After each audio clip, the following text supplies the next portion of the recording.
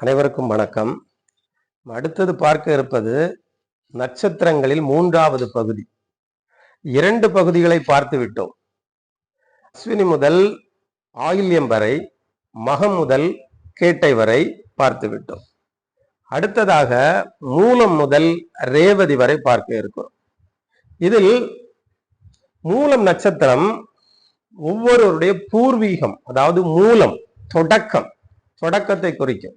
இரண்டாவது என்னன்னா, அது சமநிலையை இதுதான் கட்டுப்பாட்டில் வைத்திருக்கும். சமநிலை என்றால் ஒரு உடல், ஒரு மனிதன் இவ்வளவு உயரம் தான் வர வேண்டும், அவனுடைய மூக்கு இந்த அளவு, கண்ணு இந்த அளவு, அவனுடைய காது இந்த அளவு, எல்லாவற்றிற்கும் ஒரு அளவு இருக்கிறது. இந்த ஜீவன்கள் இன்ன அளவுல தான் இருக்கணும், இது அதிகப்படக்கூடாது, அதே போல அது சிறுமையாக கூடாது. இப்படிப்பட்ட சில கட்டுப்பாடுகள் எல்லா ஜீவன்களுக்கும் உண்டு. பிரபஞ்சத்தில் இருக்கிற எல்லாத்துக்கும் ஒரு மூலம், ஒரு தொடக்கம் உண்டு. அந்த தொடக்கமானதும் இந்த அளவுல தான் இருக்கணும், இந்த அளவை மிக கூடாதுங்கிற எல்லாவற்றை குறித்தும் உள்ள ஒரு ஆட்சித்துறை. இந்த துறையின் கீழ் தான் இருக்கு.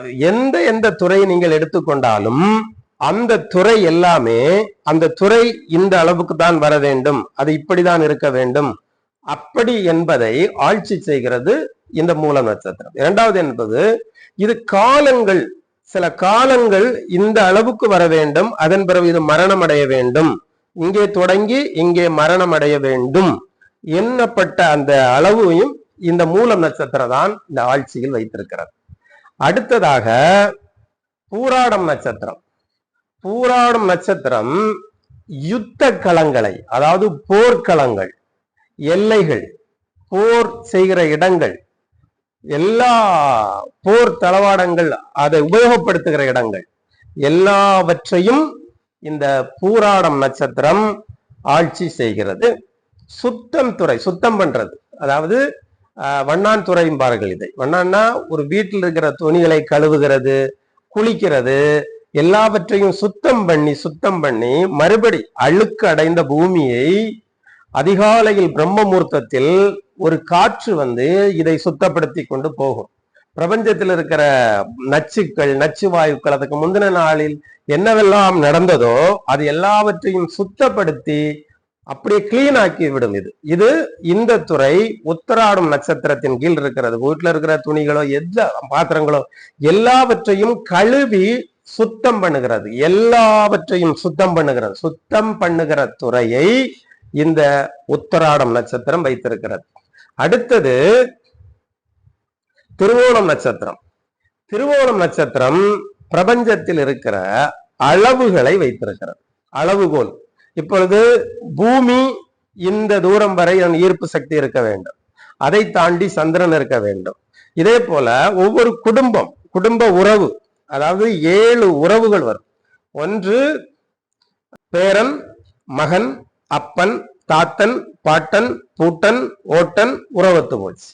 இந்த அளவு வந்து அதற்கு அடுத்த வருகிறதை அறுத்து விடுவதும் இந்த அளவுதான் பிரபஞ்சத்தில் ஒருவருடைய அளவு காலங்கள் எல்லாமே என்னென்ன இருக்குதோ அதன் அளவு. ஒரு கார் இந்த அளவு இருக்கணும், ஒரு பைக் இந்த அளவு இருக்கணும், இல்ல ஒரு ட்ரெயின் போகும்போது இந்த உயரம் இருக்கணும். அது இப்படிப்பட்ட அளவுகளை நிர்ணயம் பண்ணி எல்லாவற்றை குறித்த அளவு, சிறு அளவு முதல் சிறு அளவு, அதாவது கண்ணிமை 2 கொண்டது கைநொடி, கைநொடி 2 கொண்டது மாத்திரை, மாத்திரை 2 கொண்டது குரு. இப்படிப்பட்ட கால அளவுகள், இந்த கால அளவுகள் இதுதான் அளவு. கண்ணிமை 2 நேரம் கண்ணை வைத்தா ஒரு கருப்பு தோன்றும், ஒரு கருப்பு இருட்டு நம்ம கண்ணுக்கு தோன்றும். இந்த தோற்றமே தோன்றக்கூடாத அளவுக்கு தான் இதுக்கு இந்த அளவு, இதுக்கு இந்த அளவு தான் இருக்கணும், கண்ணிமைக்கு கைநொடிக்கு இந்த அளவு தான் இருக்கணும். ஒரு மாத்திரைன்னா கா அப்படிங்கிற இருக்கணும், 2 மாத்திரையானா அது ஒரு குரு, அது சா அப்படிங்கிற சரிகம பதனிசால அந்த குருகள் வரும். இப்படி ஒவ்வொன்றுக்கும் ஒரு அளவுகளை கொடுத்து அதை நமக்கு அறியும்படி செய்கிறது எல்லாமே இதன் கீழ் இருக்கு. அதே போல நாம் வாசிக்கிறோம், எழுத்துக்களை வாசிக்கிறோம், ஒரு பேரா முழுவதும் இருக்குது. அதை பார்த்த மாத்திரத்தில் பேரா தெரியும், அது மனது உள்வாங்குகிறதற்கு அது ஒரு வேகம் இருக்கிறது. இந்த மாத்திரை அளவான வேகத்தில் கண்ணிமை, கைநொடி, மாத்திரை, குரு, இந்த அளவுள்ள வேகத்தோடு சேர்த்துதான் அது நம்ம மனதிலே புரியும்படி செய்யும். இந்த அளவுகளை எல்லாம் இந்த நட்சத்திரம், திருவோணம் நட்சத்திரம் இதை ஆட்சி செய்கிறது.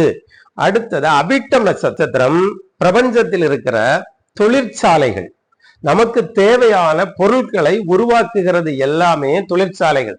அது டிவி தொழிற்சாலை, கார் தொழிற்சாலை, அதே போல என்னென்ன இருக்குதோ, உப்பு தயாரிக்கிறது ஒரு தொழிற்சாலை, இந்த எல்லா உணவுகள் தயாரிக்கிறது, அரிசி தயாரிக்கிறது, கோதுமை நெல்லெல்லாம் தயாரிச்சு வேறு மாற்றுகிறது, இப்படிப்பட்ட தொழிற்சாலைகள் அத்தனை பிரபஞ்சத்தில் இருக்கிற அத்தனை தொழிற்சாலை துறைகளையும் இந்த அவிட்டம் நட்சத்திரம் ஆட்சி செய்கிறது. அடுத்தது சதயம் நட்சத்திரம், பிரபஞ்சத்தில் இருக்கிற சாப்ட்வேர், அதாவது இன்னைக்கு உலகத்துல என்ன எங்கெங்க வைக்கப்பட்டு எதை கண்டுபிடித்திருக்கிறோம், கண்டுபிடித்ததை எங்கெங்கு வைத்திருக்கிறோம், அது என்ன மாதிரி கண்டுபிடித்திருக்கிறோம், அப்படிப்பட்ட எல்லா சாப்ட்வேர்களும் எல்லா துறையில் இருக்கிற அனைத்து துறைகள், பிரபஞ்சத்தில் இருக்கிற அனைத்து துறைகளையும் இயக்குகிற ஒரு மதம் சார்ந்த விஷயங்கள் எல்லாம் இதற்குள்ள இருக்கும். இப்போ ஒரு ஜாதி, அந்த ஜாதி சார்ந்த விஷயங்கள்லாம் இருக்கு. எல்லா வரலாறுகள், அத்தனை விதமான வரலாறுகள், பிரபஞ்சத்தில் இருக்கிற வரலாறுகள் எல்லாம் என்னென்ன வரலாறுகள் உண்டோ அதை கண்டுபிடிக்கிறது எல்லாம் இந்த சதயம் நட்சத்திரத்தில் இருக்கிறது. சதயம் நட்சத்திரத்தில் பிறந்தவர்கள் 100 நட்சத்திரம் ஒன்றா கூடியதுதான் சதயம். சதம் என்றால் 100. மற்ற நட்சத்திரங்கள் இத்தனை கிடையாது. அத்தனை பெரிய அறிவாளிகளா இருப்பார்கள் சதயம் நட்சத்திரத்தில் பிறந்தவர்கள். அப்படிக்குள் அத்தனை விதமான உலகத்தில் இருக்கிற அத்தனை மதங்களை சார்ந்ததும் இதற்குள் இருக்கும். என்னென்ன இருக்கும், அத்தனை நாடுகளின் வரலாறுகள் இருக்கும், அத்தனை நாடுகளின் இராணுவ ரகசியங்கள் எல்லாம் இருக்கும். எல்லாத்தையும் அந்த ரகசியமானவைகளை சாப்ட்வேர்களை எல்லாம் ஆட்சி செய்கிறது இந்த சதயம் நட்சத்திரமாகும். அடுத்தது பூரட்டாதி நட்சத்திரம். இந்த பூரட்டாதி நட்சத்திரம் உலகத்தில் உள்ள அத்தனை போக்குவரவான வழிகளை எல்லாம் இது ஆட்சி செய்கிறது. வழி என்று சொன்னாலே பூரட்டாதி நட்சத்திரம், அது சிறிய சந்து ஆனாலும் சரி, பெரிய சந்து ஆனாலும் சரி, இதுல குருவும் ராகுவும் சேர்க்கை பெற்றால் குரு சண்டால யோகம் என்பார்கள். அதாவது குரு ராகு சேர்க்கை பெற்றால் அது புரட்டாதி நட்சத்திரம் குருவினுடைய நட்சத்திரம். ஏனென்றால் இந்த குருவும் ராகுவும் சேர்க்கை பெற்றால் முட்டு சந்தாக வழி நடத்திவிடும். அது இதுவா இருக்குமோ வழி, இப்படி போயிட்டு திரும்ப வரும். அடுத்தது இங்க இருக்குமோ இது வழியோ, இது போயிட்டு திரும்ப வரும். குரு சண்டாளன் ஆகும் போது முட்டு சந்து வழியாக இருக்கும். உங்களை சரியான வழியில் குருவால் நடத்த முடியாது, அதை இந்த ராகு தடை செய்து விடும். அதனால குரு சண்டாள யோகம் இருக்கிறவர்கள் போதகர்களாகவோ வாத்தியார்களாகவோ இருந்தால் அவர்கள் ஜனங்களை சரியாக வழிநடத்த முடியாத நிலைக்கு அவர்கள் தள்ளப்பட்டு விடுவார்கள். இந்த பூரட்டாதி நட்சத்திரத்தின் கீழ் உலகத்தில் அத்தனை வழியும், எவ்வளவு வழிகள் இருக்கோ அத்தனை வழிகளையும் இந்த பூரட்டாதி நட்சத்திரம் தான் ஆட்சி செய்கிறது. இதற்கு அடுத்தது இருக்கிறது உத்திரட்டாதி நட்சத்திரம். காலபுருஷனுக்கு 12வது வீடு உத்திரட்டாதி நட்சத்திரத்தில் தான் உயிர்கள் உருவாகிறது.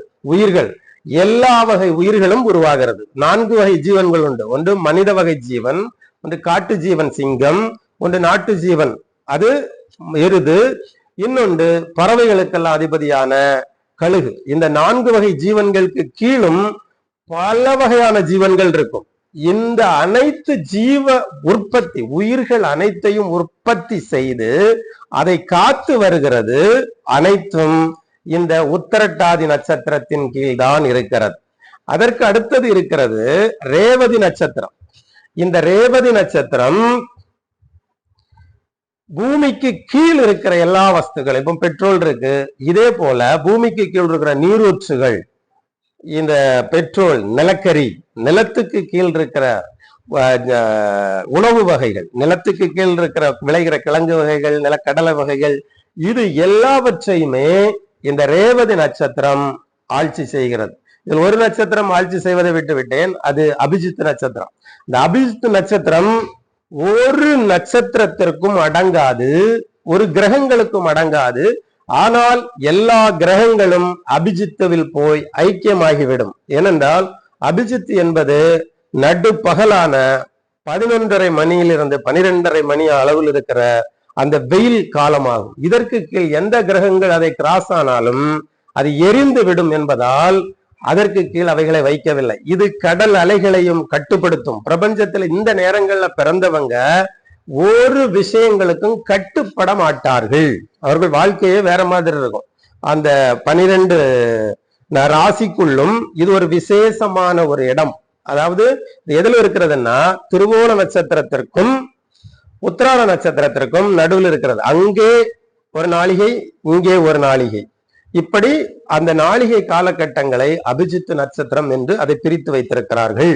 இதுல இந்த 28 நட்சத்திரமும் ஒன்றாக சேர்ந்து ஒரு குழந்தை பிறந்து 28 நாள் இதை மொத்தமாக ஆகும்போது ஒரு குழந்தையை அது மொத்தமாக ஆட்சி செய்து பிடித்து வைத்துக் கொள்ளும். எல்லாம் 28 ஒரு மனிதனுடைய மூளைக்குள்ள அவங்க உடலுக்குள்ள வந்துட்டு வந்ததோட 28 நட்சத்திரத்தையும் சேர்த்து அதுல நூல் கட்டுவார்கள். குழந்தைகளுக்கு நூல் கட்டுவாங்க. 28வது நாள் நூல் கட்டி அந்த குழந்தையை பிரபஞ்சத்திலிருந்து தனியாக பிரித்து ஒரு இதாக மாற்றி விடுவார்கள். இதுதான் 28க்கு குழந்தை பிறந்து 28க்கு நட்சத்திரம் நாள் கட்டுறது இதுதான். இந்த 28 நட்சத்திரம் ஒன்றான அன்று அவங்களுக்கு கெட்டி அவர்களுக்கு காதில் சொல்வார்கள், பெயர் சொல்வார்கள். 28 ஒன்றாகிறதுக்கு முன்னதாக அந்த குழந்தை பூரண நிலையை அடைந்திருக்காது. இதனால் 28 இதற்குள் தான் வருகிறது.